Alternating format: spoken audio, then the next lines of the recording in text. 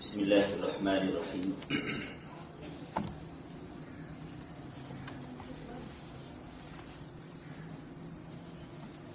جی دیکھیے سبق میں دیکھیے،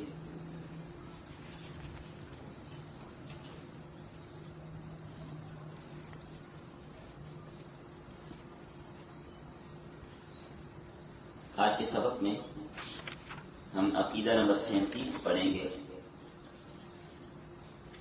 عقیدہ نمبر 37، اس میں کیا بتایا گیا؟ وہی جو آپ نے اس سے قبل جس عقیدے میں اللہ تعالیٰ کے دیدار کے بارے میں پڑھا کہ اہل جنت کو جنت میں اللہ کا دیدار ہوگا۔ اب اس عقیدے میں یہ بات بتائی جا رہی ہے کہ اس دیدار کی کیفیت کیا ہوگی، یہ اللہ کے علاوہ کسی کو پتہ نہیں ہے کہ دیدار کی کیفیت کیا ہوگی، وہ ہمیں نہیں معلوم، بس یہ بات سمجھائی جا رہی ہے۔ وَلَا يَصِحُّ الْإِيمَانُ بِالرُّؤْيَةِ بِأَهْلِ دَارِ السَّلَامِ لِمَنْ اعْتَبَرَهَا مِنْهُمْ بِوَهْمٍ۔ اس آدمی کا ایمان صحیح نہیں ہوگا رؤیت باری تعالیٰ پر، جس نے رؤیت کا وہم کیا یا اولها بفہم، یا اس نے اپنے فہم کے ساتھ اس کی کوئی تعویل کی۔ اذا کان تعویل الرؤیت وتعویل کل معنی یضاف الى الربوبیت بترک التعویل ولزوم التسلیم۔ چونکہ رؤیت کی تعویل ہر اس صفت کی تعویل ہے جو ربوبیت کی طرف منسوب ہے، یعنی اس کا جو صحیح علم ہے وہ اللہ کے پاس ہے۔ اذا کان تعویل الرؤیا وتعویل کل معنی یضاف الى الربوبیہ، ہر اس صفت کی تعویل جو ربوبیت کی طرف منسوب ہے وہ اس رؤیت کی تعویل ہے۔ تو اپنی رائے سے کسی کو تعویل کرنے کی اجازت نہیں ہے کہ اس کا مطلب یہ ہے یا اس کا مطلب یہ ہے یا اس کا مطلب یہ ہے، اس لیے فرماتے ہیں یہ بات صحیح نہیں۔ جیسے پہلے شروع میں ولا ایسے ہو کہا،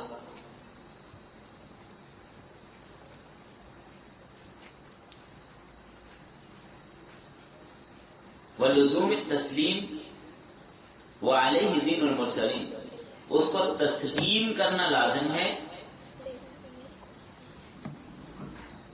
اس کو تسلیم کرنا، اس کو قبول کرنا یہ لازم اور ضروری ہے، بس ہماری ذمہ داری ہے۔ وعلیہ دین المرسلین، اور یہی انبیاء کرام کا دین ہے۔ وشرائع النبیین والمسلمین، اور یہی انبیاء اور نبیوں کی شریعت، ان کا طریقہ ہے، بنیاد یہ ہے۔ وَمَن لَمْ يَتَوَقَّ النَّفْيَ وَالتَّشْبِيهَ وَمَن لَمْ يَتَوَقَّ النَّفْيَ وَالتَّشْبِيهَ زَلَّ، جو نفی اور تشبیہ سے پرہیز نہ کر پایا، بچ نہ سکا،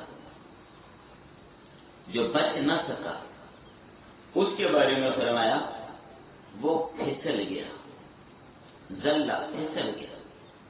جس نے اپنی مرضیاں کی ہیں اس معاملے میں، جو اللہ کو تشبیہ دے رہا ہے یا جو بالکل نفی کر رہا ہے، جسے معتزلہ نے بالکل نفی کی کہ اللہ کی رؤیت ہو گئی نہیں، اور مشبہہ نے تشبیہ دی کہ جیسے انسان ایک دوسرے کو دیکھتے ہیں تو اللہ تعالیٰ کا دیکھنا بھی ایسا ہی ہوگا، فرمائے وہ سیدھے راستے سے پھسل گئے۔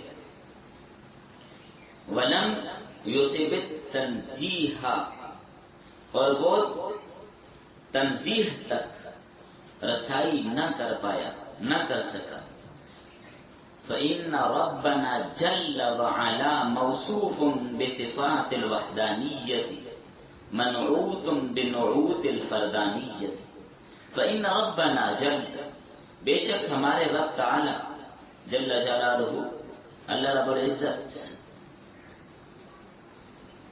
وعلا جو بلند شان ہے، موصوف بصفات الوحدانیہ، وہ متصف ہیں صفات وحدانیت کے ساتھ، منعوت بنعوت الفردانیہ، اور وہ متصف ہیں ایسی تعریف کے ساتھ جو تنہا ہے، فردانیہ، ان تعریفوں میں اللہ کا شریک کوئی نہیں، اللہ کے ساتھ کوئی بھی شریک نہیں ہے، وہ تنہا ہے، لیس فی معنی احد من البریہ، مخلوق میں کسی کے لیے معنی نہیں پائی جاتی. تو اللہ تعالیٰ کی صفات کو مخلوق کے ساتھ تشبیہ دینا یہ بالکل جائز اور درست نہیں، بالکل اس کی اجازت نہیں.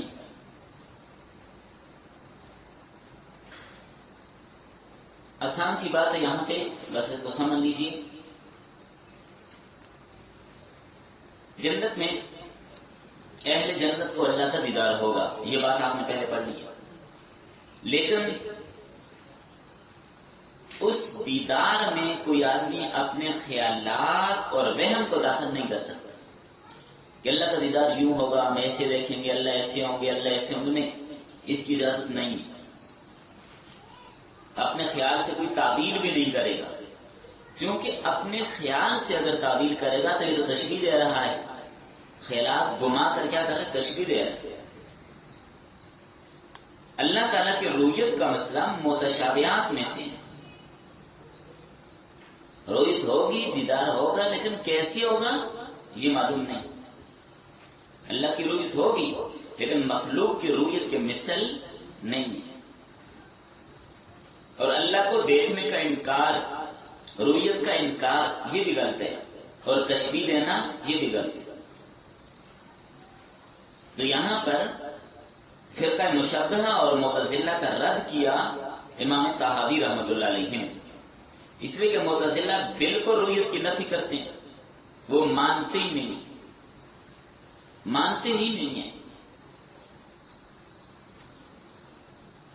اور فرقہ مشبہہ وہ تشبیہ دیتے ہیں کہ فلاں فلاں کیفیت میں اللہ کا دیدار ہوگا. تو اہل سنت والجماعت کا موقف و مذہب افراد اور تفرید سے خالی، اور یہ موقف حاصل ہونا، اس طرح کی ذہن سازی ہونا، یہ صلاحیت کب پیدا ہوگی؟ جب معلمین کے پاس بیٹھ کر سیکھا جائے، مصلحین کے پاس بیٹھ کر اپنا تزکیہ کرایا جائے. باقی جتنی چیزیں ہیں اللہ کے ایجاد، وجہ، قدم، ساق، عین، ان کی کیفیت اور حقیقت ہمیں معلوم نہیں ہے. اللہ کا ہاتھ، اللہ کا چہرہ، اللہ کا قدم، اللہ کی پنڈلی، اللہ کی آنکھ، یہ ہمیں نہیں معلوم. جیسے اللہ کی شان کے مطابق ہے ویسے ہے بس، اور ہمیں کوئی معلوم نہیں. تو اس عقیدے میں یہ بات سمجھائی کہ اللہ تعالیٰ کی رؤیت ہوگی لیکن ہمیں کیفیت معلوم نہیں ہے. بس آگے چلیے.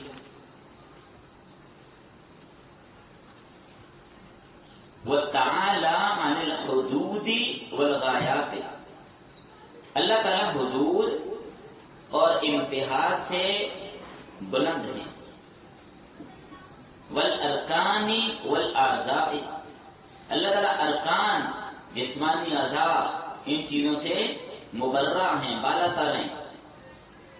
وَالْأَدْوَاتِ، اور اللہ تعالیٰ آلات اور اسباب سے بھی بالا تر ہیں.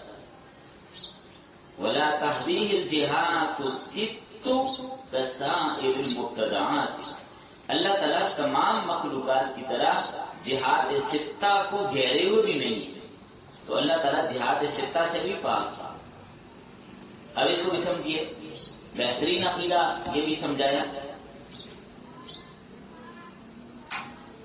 یہاں پر یہ بتایا جا رہا ہے کہ اللہ کی ذات غیر محدود ہے، اللہ کی کوئی حد، کوئی حدود، اللہ تعالیٰ کی کہیں سے کوئی ابتدا، کہیں سے کوئی انتہا نہیں ہے. یہ نہیں ہے کہ اللہ تعالیٰ کس کنارے سے کس کنارے تک ہے، اللہ تعالیٰ کس سمت ہے، کس طرف ہے. اللہ تعالیٰ جہاد سے پاک ہے. جہاد ستہ یہ انسان ان کا محتاج ہے، اللہ تعالیٰ جہاد سے پاک ہے.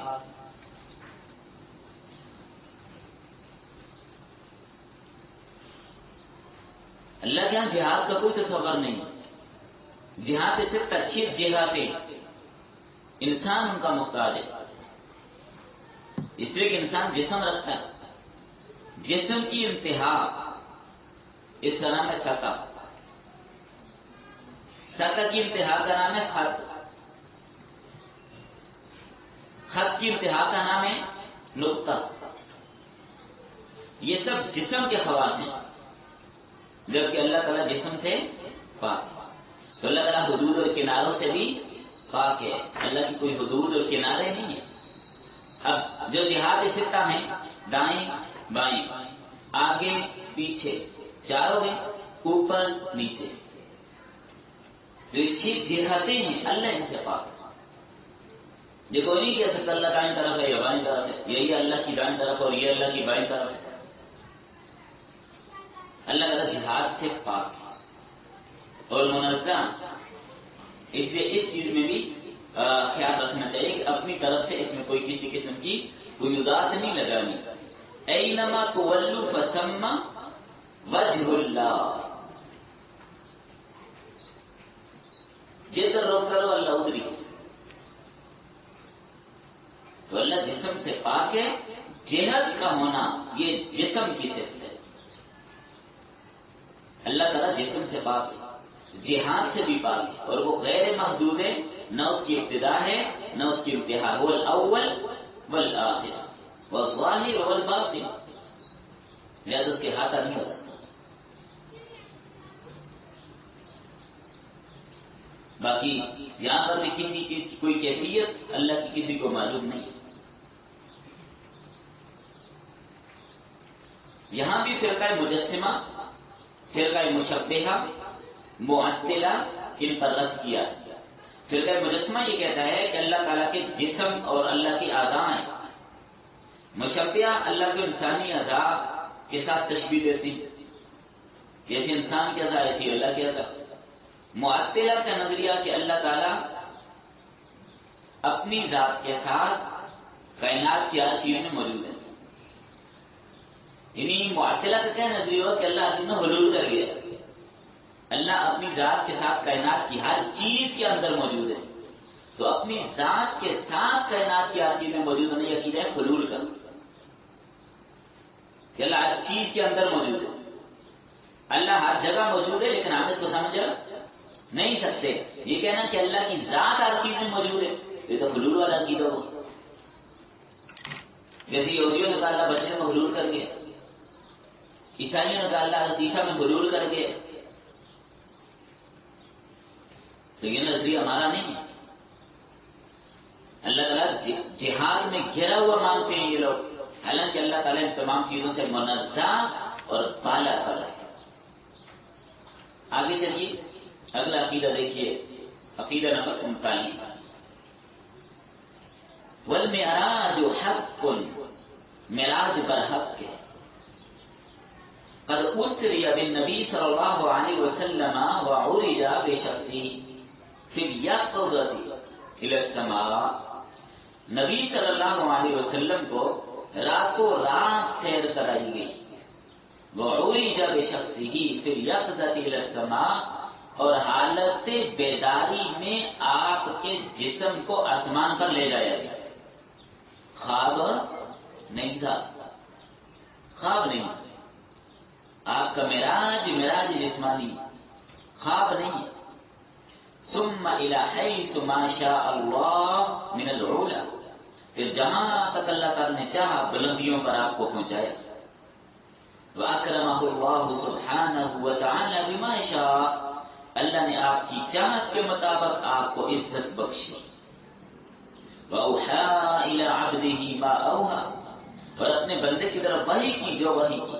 ما كذب الفؤاد ما رأى، جو آپ نے دیکھا دل نے اسے نہیں جھٹلایا. صلی اللہ علیہ وسلم فی الآخرۃ والأولی، دنیا اور آخرت میں اللہ کے نبی پر صلاۃ و سلام، آپ پر اللہ کی رحمتیں. تو اس عقیدے میں آپ کے معراج کو بیان کیا. نبی صلی اللہ علیہ وسلم کا معراج اعجاز بھی ہے اور اعزاز بھی ہے، معجزہ بھی ہے، اور اس کے ذریعے اللہ نے آپ کو عزت بھی بخشی، آسمانوں کی سیر کروا دی۔ مسجد حرام سے مسجد اقصیٰ تک، پھر مسجد حرام سے لے کر مسجد اقصیٰ تک، یہ تو قرآن کریم کے اندر موجود ہے۔ سبحان الذی اسریٰ بعبدہ کے ساتھ جس کو ذکر کیا، سبحان الذی اسریٰ بعبدہ لیلا من المسجد الحرام الی المسجد الاقصیٰ الذی بارکنا حولہ، جس کے ارد گرد برکت رکھ دی گئی، جس کو بھی یہودی برداشت نہیں کر سکتے۔ تو مسجد اقصیٰ تک کا جو معراج ہے اس کا منکر کافر ہوگا، اس لیے کہ دلیل قطعی قرآن سے ثابت ہے۔ اور مسجد سے آگے آسمانوں تک آپ جنت عرش معلیٰ تک گئے، یہ حدیث سے ثابت ہے۔ تو آپ کا معراج معراج جسمانی ہے۔ کچھ لوگ کہتے ہیں کہ جسم کے ساتھ نہیں جایا جا سکتا، ہم کہتے ہیں لے کر کون گیا، یہ نہیں دیکھتے۔ جو آپ یہ کہتے ہیں کہ نہیں جایا جا سکتا، اتنے بلند آسمان، درمیان میں قرہ ناری، فلاں قرے، جس نے قرے بنائے، جس نے آسمان بنائے وہ خود لے کر گیا، آپ کو کیا اعتراض ہے؟ کسی کو تکلیف کیا ہے؟ پہلے بھی معتزلہ بھی بڑا شور کرتے تھے، اور یہ طبقے کے لیے اوپر تو جایا نہیں سکتا، اور یہ فلسفی یونانی فلسفی ان کے بھی بڑے اعتراض تھے کہ اوپر جایا ہی نہیں سکتا، جایا ہی نہیں جا سکتے، بس چند 1000 فٹ کی مسافت سے اوپر جا ہی نہیں سکتا، اوپر جل جائے پھر۔ ابھی تو سائنسدانوں نے بھی ثابت کر دیا کہ اوپر جایا جا سکتا ہے، چاند پہ نہیں پہنچے۔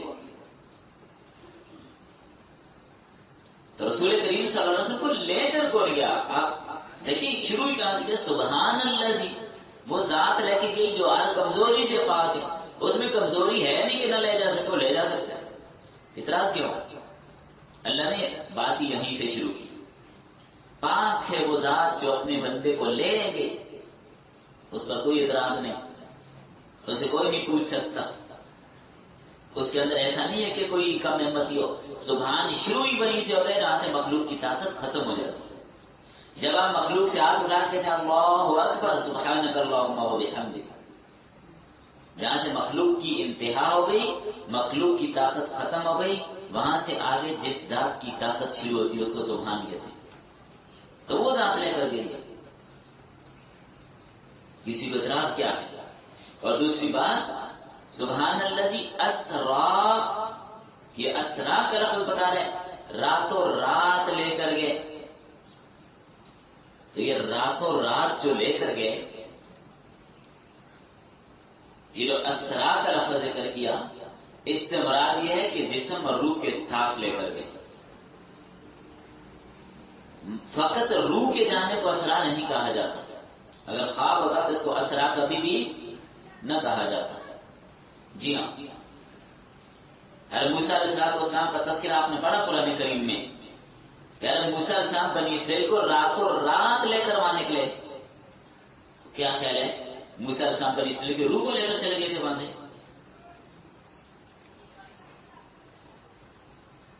روح کو لے کر گئے تھے، یا بنی اسرائیل کو جسم سمیت لے کے گئے تھے؟ تو یہاں پر بھی ایسے ہی ہے، لوط علیہ السلام کا تذکرہ قرآن کریم میں، وہاں پر بھی یہی لفظ آتا ہے، اسری بقطع من اللیل۔ اب جہاں پر بھی لفظ آیا ہے تو اس سے مراد کیا ہے؟ جسم سمیت، روح مال جسد۔ تو آپ صلی اللہ علیہ وسلم کو جو معراج ہوا، یہ روح مال جسد ہوا، جسم کے ساتھ آپ معراج پر گئے۔ اور جو لفظ نہیں جی روحانی معراج ہوا، خواب میں ہوا، بھائی خواب میں تو آپ کو ہی جا سکتا ہے، خواب میں آپ جنت نہیں دیکھ سکتے، دیکھ سکتے ہیں نا، خواب میں یہاں سے بیت المقدس آپ نہیں جا سکتے، کیوں نہیں جا سکتے؟ بلکہ خواب میں تو کافر بھی یہ چیز دیکھ سکتا ہے،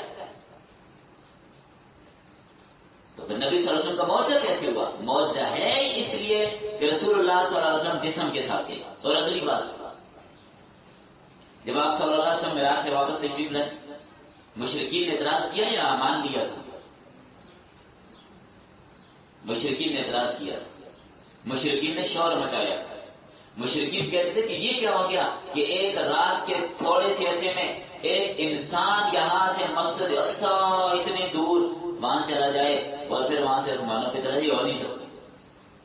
مشرکین اگر ہوتا یہ خواب اعتراض کرتے، خواب پر اعتراض کرتے مشرکین، اتنے پاگل وہ بھی نہیں تھے، خواب کو وہ بھی سمجھتے تھے، ان کو بھی پتا تھا کہ یہ خواب کی بات نہیں ہو رہی، یہ جسم کے ساتھ جانے کی بات ہو رہی ہے، تو رسول اللہ جسم سمیت گئے۔ باقی اس پر دلائل بہت سارے ہیں، ابھی اس طرف نہیں جاتے۔ تو نبی صلی اللہ علیہ وسلم کو جو معراج ہوا جسم سمیت، اور پھر یہاں پر جو لفظ ذکر کیا سبحان الذی اسری بعبدہ، عبد بندہ کس کو کہتے ہیں؟ روح ہے، جسم کو۔ اکیلا روح بھی بندہ نہیں، اکیلا جسم بھی بندہ نہیں، جب روح اور جسم دونوں ملیں گے تو کیا بنے گا؟ پھر بندہ بنے گا۔ روح اور جسم جب دونوں ملیں گے تو بندہ بنتا ہے، تو اس لیے فرمایا عبدہ، بندے کو لے کر کے، تو روح اور جسم کے ساتھ اللہ کے نبی معراج پہ گئے۔ تبھی تو معجزہ ہے کہ آپ صلی اللہ علیہ وسلم جسم سمیت آسمانوں پہ چلے گئے، اللہ لے گیا، اس کی طاقت ہے، اسے کون پوچھ سکتے ہیں؟ معراج کا واقعہ تو آپ لوگ سنتے رہتے ہیں، کہ تھوڑا سا خلاصہ بتا دوں، تھوڑا سا میں خاکہ بتا دیتا ہوں تاکہ دوبارہ ذہن میں آئے، ورنہ تو بہت لمبی تفصیل ہے اس میں، اس طرف جائیں گے تو بات بہت لمبی ہو جائے گی۔ خاکہ میں آپ کو پیش کر دیتا ہوں، وہ بس آپ تھوڑا سا ذہن میں آپ رکھ لیں تو آسانی رہے گی انشاءاللہ۔ سفر معراج نبوت کے 11ویں سال ہوا۔ اب اس بارے میں تاریخ متعین نہیں ہے، معراج کی تاریخ متعین، اور یہ بھی یاد رکھیں سال میں بھی اختلاف، کس سال ہوا، کس مہینے میں ہوا، کس تاریخ کو ہوا، یہ بہت سارے اختلافات ہیں، کئی اقوال ہیں اس حوالے سے۔ عوام میں مشہور یہ ہے کہ 27 رجب کو معراج ہوا، حالانکہ یہ صرف مشہور ہے، کوئی تحقیقی بات تو نہیں ہے، کئی اقوال ہیں معراج کے بارے میں۔ آپ کا جو معراج ہے، ایک ہے مسجد حرام سے مسجد اقصی تک اسرا والا سفر، اور اس سے اوپر بیت المقدس سے لے کر آسمانوں تک ملائے اعلیٰ تک اسے معراج کہتے ہیں۔ سفر کا آغاز یوں ہوا، اللہ کے رسول صلی اللہ علیہ وسلم آتوں میں حانی کے دار، یہ کئی حدیث کا میں خلاصہ اس کا خاکہ آپ کے سامنے رکھ دیتا ہوں۔ حضرت میں حانی کے گھر آرام فرما رہے تھے، اتنے میں چھت پھٹی، حضرت جبرائیل علیہ السلام تشریف لائے، تو آپ کو جگایا اور مسجد حرام کی طرف لے گئے۔ وہاں جا کر آپ صلی اللہ علیہ وسلم کو حتیم کعبہ میں آپ کو پہنچایا، آپ وہاں پر لیٹ گئے۔ حضرت جبرائیل علیہ السلام نے آپ کو پھر بیدار کیا اور زمزم کے کنویں پر لے گئے۔ ابھی تو زمزم کا کنواں اوپر سے بند ہے، پہلے یہیں پر جہاں مقام ابراہیم ہے اس کے سامنے نیچے زمزم کا کنواں ہوتا تھا۔ حضرت جبرائیل علیہ السلام نے آپ کو بیدار کیا، زمزم کے کنویں پر لے گئے، وہاں آپ صلی اللہ علیہ وسلم کا سینہ مبارک چاک کیا اور دل مبارک کو نکالا اور زمزم کے پانی سے دھویا۔ ایک سونے کا تشت لے کر آئے تھے جنت سے، جس میں ایمان اور حکمت بھری ہوئی تھی، اس ایمان اور حکمت سے آپ کے سینے کو بھر دیا اور سینے کو سی دیا۔ اب آپ اندازہ لگا لیجئے کہ نبی صلی اللہ علیہ وسلم کا دل مبارک نکالا گیا۔ یہ شق صدر میں نے پہلے بھی ذکر کیا تھا، کئی موقعوں پر ہوا۔ ایک تو بچپن میں جب آپ حلیمہ سعدیہ رضی اللہ تعالی عنہا کے گھر میں تھے، وہ جب اپنے چھوٹے بھائیوں کے ساتھ بکریاں چرانے گئے ہوئے تھے، وہاں پر بھی ہوا تھا شق صدر۔ پہلے ہی اللہ تعالیٰ نے آپ کے دل کو بچوں والی عادات اور بچوں والے جو شوق ہوتے ہیں ان سے بھی پاک کرا، یہ بچپن کی بات۔ تو حلیمہ سعدیہ اور ان کی شوہر دوڑتی ہوئے، کیا ہوا؟ آپ صلی اللہ علیہ وسلم کھڑے تھے گھبرائے ہوئے۔ تو پھر اس کے بعد ساری بات بتائی اور ان کے بچوں نے بتایا کہ اس طرح کے دو بندے آئے، انہوں نے ہمارے جو عربی بھائی ہیں ان کو ایسے، قریشی بھائی ان کو ایسے لٹایا، ایسے پکڑا، اس کو مار رہے ہیں۔ بچے ڈر گئے، تو جا کے ڈر بتایا، تو یہ جب پہنچی تو اس وقت تک وہ آپریشن کر گئے تھے، اور آپ صلی اللہ علیہ وسلم کے سینہ مبارک پر اس کے نشانات بھی تھے۔ تو بہرحال اس میں بے شمار حکمت ہے. یہ بھی شق صدر ہوا، یہاں پر بھی شق صدر ہوا، نبوت ملنے سے پہلے بھی شق صدر کا ذکر. تو اب دیکھیں، اچھا جس مقام پر یہ شق صدر ہوا وہاں پر ابھی کوئی آبادی بالکل نہیں ہے، بالکل کوئی آبادی نہیں ہے اس مقام پہ. جو حلیمہ سعدیہ رضی اللہ عنہ والا گاؤں تھا، اب وہاں کچھ بھی نہیں، صرف قبرستان ہے، ایک کنواں ہے، اور پہاڑی کے اوپر جہاں پر ان کے گھر شہرآباد تھے وہاں پر وہ چھوٹے چھوٹے بس وہ پتھر لگے ہوئے، ابھی بھی گھروں کے نشان وغیرہ، لیکن اب گھر شہر کوئی بھی نہیں ہے وہاں، کچھ بھی نہیں ہے، سارا علاقہ خالی پڑا ہے. کچھ سائڈوں پر انہوں نے کانٹے دار تار لگائی ہوئی ہیں، اور جس جگہ پہ شق صدر ہوا اسے ہم نے پاس سے کھڑے ہو کر دیکھا، ابھی کانٹے دار تار لگائی ہوئی، وہاں پر بھی جانے نہیں دیتے. لیکن آثار وغیرہ لوگوں نے کوئی جنمازیں وغیرہ بھی وہاں پہ ڈالی ہوئی، حلیمہ سعدیہ کا گھر تھا وہاں پر. تو بہرحال ابھی وہاں پہ آبادی کوئی بھی نہیں، بالکل کوئی رہائش نہیں، جھاڑیاں ہیں، چھوٹے چھوٹے کانٹے ہیں اوپر پہاڑی کے اوپر.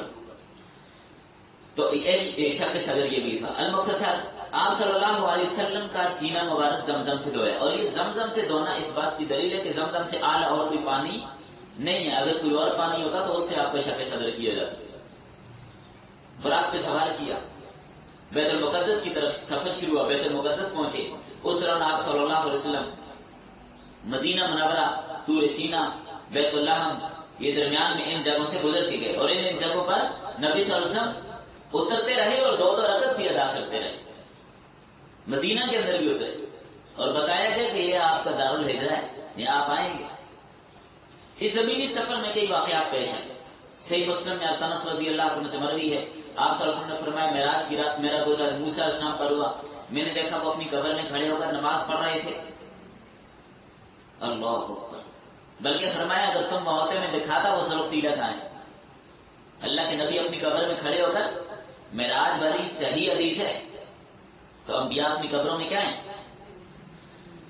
اسی راستے میں آپ صلی اللہ علیہ وسلم کا گزر ایسی قوم پر ہوا جن کے ناخن تانبے کے تھے، اور وہ اپنے ان ناخنوں کے ساتھ اپنے چہروں اور سینوں کو چھیل رہے تھے. جبرائیل امین یہ کون ہے؟ فرمایا غیبت کرنے والے. تو اس طرح کے اور واقعات آپ حدیث میں پڑھیں گے، بہت ساری ایسی جماعتوں پر آپ کا تذکر گزر ہوا اور جبرائیل امین بتاتے رہے فلاں فلاں فلاں. حضرت جبرائیل علیہ السلام اور دیگر فرشتے جب بیت المقدس میں آپ کو لے کر پہنچے تو بیت المقدس میں سارے انبیاء کرام بھی جمع تھے، سارے انبیاء کرام کو اللہ نے وہاں پر جمع کیا ہوا تھا. 2 رکعت وہاں پر ادا کی گئی، نفلی نماز تھی. صحیح کو یہی ہے، آپ صلی اللہ علیہ وسلم کی ابتدا میں سارے نبیوں نے نماز پڑھی، اس لیے کہ آپ کو امام الانبیاء بنانا تھا، آپ کو امام الانبیاء بنانا تھا. اس کے بعد یہ نماز کیسے پڑھی؟ یہ نماز روحوں نے پڑھی. روح مال جسد، تمام انبیاء نے آپ صلی اللہ علیہ وسلم کی ابتدا میں نماز ادا کی. ایک حضرت عیسیٰ علیہ السلام تھے، حضرت عیسیٰ علیہ السلام کہ جو اپنے جسم انسانی کے ساتھ وہاں پر موجود تھے. آسمانوں سے ان کو لایا گیا تھا، پھر لے جایا گیا. اللہ قادر ہے، پھر لے جائے گا اور پھر آئیں گے انشاءاللہ. آسمانوں کی طرف عروج ہوا، آسمانوں پر مختلف انبیاء سے ملاقاتیں ہوئیں. پہلے آسمان پر آدم علیہ السلام سے، دوسرے آسمان پر عیسیٰ علیہ السلام سے، تیسرے آسمان پر یوسف علیہ السلام سے، چوتھے آسمان پر ادریس علیہ السلام سے، پانچویں آسمان پر ہارون علیہ السلام سے، اور چھٹے آسمان پر موسیٰ علیہ السلام سے، اور ساتویں آسمان پر حضرت ابراہیم علیہ السلام سے. اس کے بعد آپ کو سدرۃ المنتہا کی طرف لے جایا گیا، جو 7ویں آسمان پر ایک بیری کا درخت ہے. سدرۃ المنتہا اسی لیے کہتے ہیں کہ ہر چیز یہاں جا کے رک جاتی ہے. نیچے سے جانے والی چیز وہاں رک جاتی ہے، اور اوپر کے جو فرشتے ہیں وہاں رک جاتے ہیں. اس سے اوپر والے فرشتے نیچے نہیں آتے، اس سے نیچے والے اوپر نہیں جاتے. یہ منتہا ہے سب. پھر وہاں سے اوپر ملائے اعلیٰ سے جو چیز اترتی ہے وہ وہاں ہی رک جاتی ہے. اس مقام پر آپ صلی اللہ علیہ وسلم نے جبرائیل علیہ السلام کو ان کی اصلی صورت میں دیکھا تھا. آپ صلی اللہ علیہ وسلم نے اللہ تعالیٰ کے عجیب و غریب انوارات اور تجلیات کا مشاہدہ کیا. بے شمار فرشتے اور سونے کے پتنگے سدرۃ المنتہا کو گھیرے ہوئے تھے. سدرۃ المنتہا کے بعد آپ کو جنت اور جہنم دکھائی گئی. اس کے بعد مقام شریف الاقلام پر پہنچے. لکھنے کے وقت قلم کی جو آواز پیدا ہوتی ہے وہ بھی آپ نے سنی ہے. شریف الاقلام یہ ہے جو تقدیر کا قلم جو کچھ لکھ رہا ہے. ملائکہ امور الہیہ کی کتابت کر رہے ہیں اور احکام خداوندی کو لوح محفوظ سے نقل کر رہے ہیں، مقام شریف الاقلام سے آگے چل کر حجاب دے کرتے ہوئے بارگاہ باری تعالی میں پہنچے، یہاں پر دیدار خداوندی ہوا اور بلا واسطہ ہم کلامی کا شرف آپ کو حاصل ہوا، اور یہ آپ صلی اللہ علیہ وسلم نے اپنی آنکھوں سے دیکھا۔ اس موقع پر اللہ تعالیٰ نے آپ صلی اللہ علیہ وسلم کو 3 چیزیں تحفے میں دی: 5 وقت کی نمازیں، سورۃ بقرہ کا خاتمہ، خواتین سورۃ البقرہ، سورۃ بقرہ کی آخری آیتوں کا مضمون، اور تیسرا یہ کہ آپ کی امت میں سے جو آدمی اللہ کے ساتھ کسی کو شریک نہیں کرے گا، اللہ اس کے کبیرہ گناہوں سے درگزر فرما کر ایک وقت آئے گا اس کو جنت میں داخل کرے گا، ہمیشہ کے لیے جہنم میں نہیں رہے گا۔ اس کے بعد آسمانوں سے واپسی ہوئی، آپ صلی اللہ علیہ وسلم اول بیت المقدس میں اترے، وہاں سے براق پر سوار ہو کر صبح ہونے سے پہلی مکہ پہنچ آئے۔ صبح آپ صلی اللہ علیہ وسلم نے یہ واقعہ قریش والوں کے سامنے رکھا، لوگ حیران رہ گئے، بعد نے شور مچایا، بعد نے تالیاں پیٹی، بعد نے مذاق اڑایا، ایک رات میں اتنا لمبا سفر یہ کیسے ہو سکتا ہے؟ جن لوگوں نے بیت المقدس دیکھا ہوا تھا وہ اس کے متعلق سوال کرنے لگے کہ بیت المقدس میں کھڑکیاں کتنی ہیں، دروازے کتنے ہیں، مینارے کتنے ہیں، تاکچے کتنے ہیں۔ اللہ تعالیٰ نے نبی صلی اللہ علیہ وسلم کے سامنے سارا بیت المقدس کر دیا، آپ دیکھتے جاتے، گنتے جاتے اور بتاتے جاتے۔ تو یہ میں نے خلاصہ پیش کیا اس سفر کا، ورنہ بات تو بہت لمبی ہے۔ امید ہے کہ خاکہ آپ کے ذہن میں آ گیا ہوگا، تو بہت ساری چیزیں اور بھی انشاءاللہ ذہن میں آتی گئی ہوں گی ساتھ ساتھ۔ تو آپ صلی اللہ علیہ وسلم عقیدے کا مسئلہ یہاں پر کیا ہے کہ آپ صلی اللہ علیہ وسلم کو جو معراج ہوا کون سا تھا؟ جسمانی یا روحانی؟ جسمانی معراج، خواب کی بات نہیں۔ باقی عائشہ رضی اللہ عنہ والی بات کہ آپ صلی اللہ علیہ وسلم کے روحانی معراج کا تذکرہ، تو اس موقع کی بات نہیں، اور مواقع بھی۔ خواب میں تو کئی دفعہ ہوا، خواب میں کئی دفعہ آپ کو جنت دکھائی گئی۔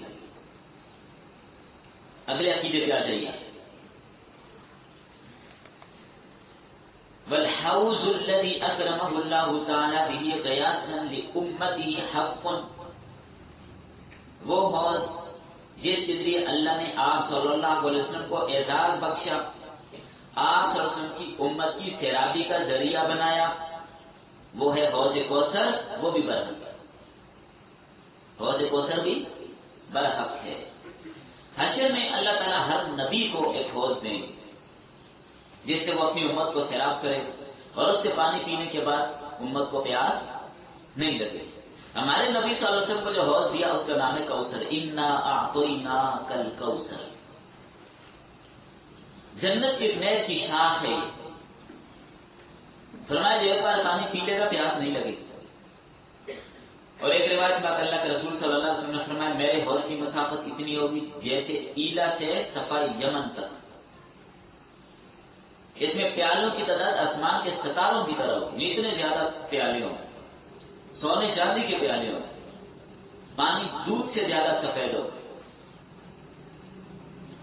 جب لوگ قبروں سے اٹھیں گے پیاسے ہوں گے، حوض کوثر پہ حاضری ہوگی اور حوض کوثر پئیں گے۔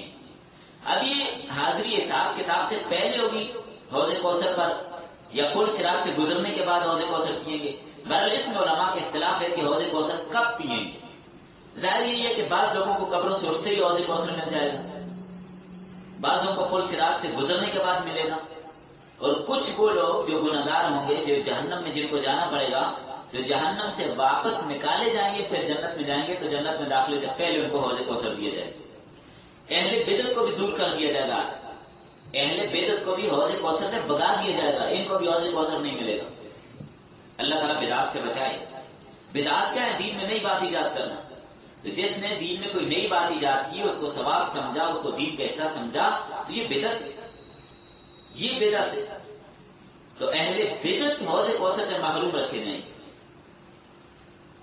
صحیح بخاری میں حدیث آتی ہے، حضرت عبداللہ بن مسعود رضی اللہ تعالیٰ عنہ راوی فرماتے ہیں نبی کریم صلی اللہ علیہ وسلم نے فرمایا میں حوض کوثر پر تمہارا انتظار کروں، کچھ لوگ میرے سامنے آئیں گے پھر انہیں مجھ سے دور کر دیا جائے گا، میں کہوں گا اللہ کریم یہ تو میری امت کے لوگ ہیں، آنے دیجئے، تو مجھ سے کہا جائے گا آپ کو پتہ نہیں انہوں نے آپ کے بعد دین کے اندر کیا بدعت کھڑی کر دی تھی، انک لا تدری ما حدثوا بعدک، آپ کی دنیا سے جانے کے بعد انہوں نے کیا کیا بدعات، معتزلہ کا عقیدہ دیکھیں آپ، جبریہ، قدریہ، جہمیہ، خوارج، روافض، کیا کیا انہوں نے بدعات کھڑی کی، تو ان کو حوض کوثر کوئی نہیں ملنا۔ حوض کوثر اسی کو ملے گا جو رسول اللہ کی سنت پہ چلا ہو، تو انسان کو چاہیے سنت پر عمل کرے، بدعات سے بچے، نئی باتوں سے بچے۔ جو کام اللہ کے رسول نے نہیں کیا، صحابہ اکرام نے نہیں کیا، اس کا کوئی قرینہ موجود نہیں ہے، تو اب اپنی طرف سے اس کام کو کرنا، یہ دین میں نئی بات ایجاد ہوگی جس سے شریعت نے منع کیا۔